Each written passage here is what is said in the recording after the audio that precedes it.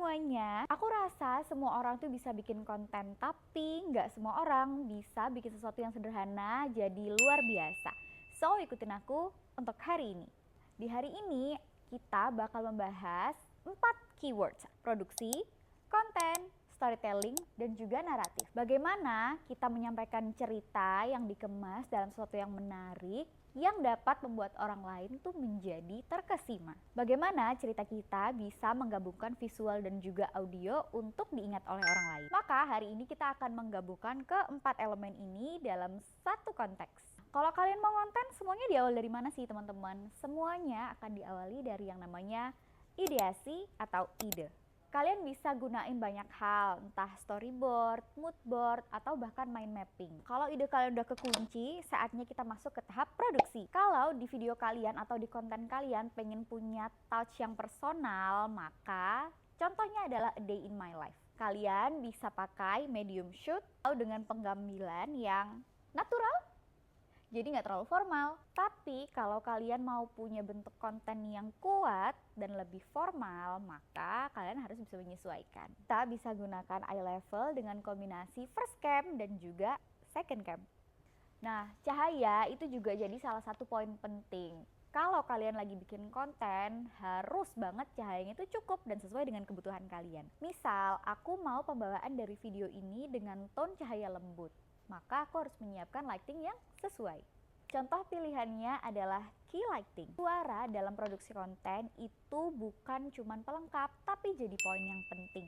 Nah, kalau kalian lagi take konten, usahakan akan ada mikrofon seperti ini, atau bisa menggunakan handphone sebagai bantuan. Disadari atau tidak, aku sedang menyampaikan satu pesan loh ke kalian semua. Sadar nggak? Kita sambil lanjut. Kalau misalnya klip konten tadi semua sudah siap, saatnya kita lanjut ke proses editing. Kita bisa menggunakan CapCut untuk membantu proses editingnya. Karena menurutku CapCut adalah salah satu aplikasi yang paling mudah dan juga sudah sangat lengkap untuk fitur-fiturnya.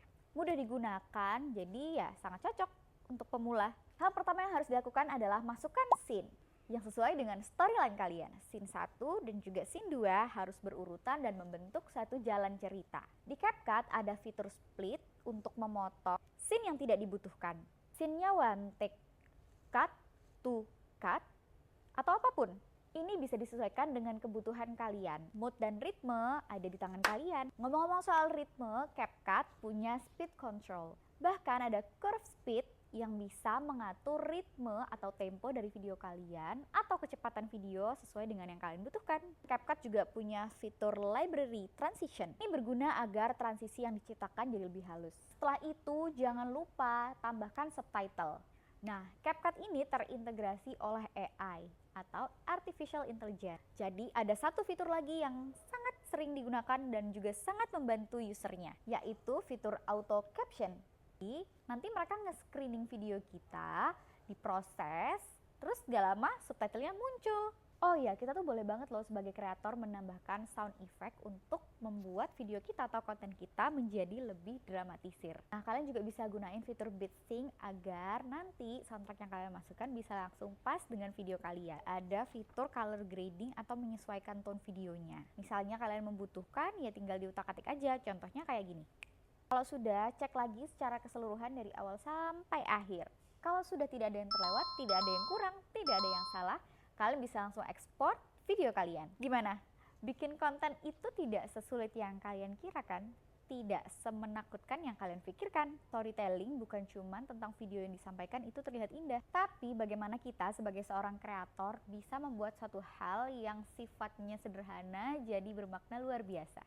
Gear memang berpengaruh, tapi ini bisa diakali dengan bagaimana kita membuat hal yang biasa tadi menjadi luar biasa dengan kemasan yang kita sudah siapkan. Menurut sumber Nurdiansyah di tahun 2021, storytelling adalah strategi komunikasi yang menggabungkan narasi, visual, dan emosi dengan tujuan agar lebih mudah diingat serta dipercaya oleh audiens. Pada akhirnya yang orang ingat bukan cuma tentang visualnya, tapi apa yang disampaikan. Semua orang punya kesempatan belajar yang sama. Produksi konten itu akan lebih mudah setelah kita mencoba secara langsung. Dan inilah pandanganku tentang produksi konten naratif storytelling.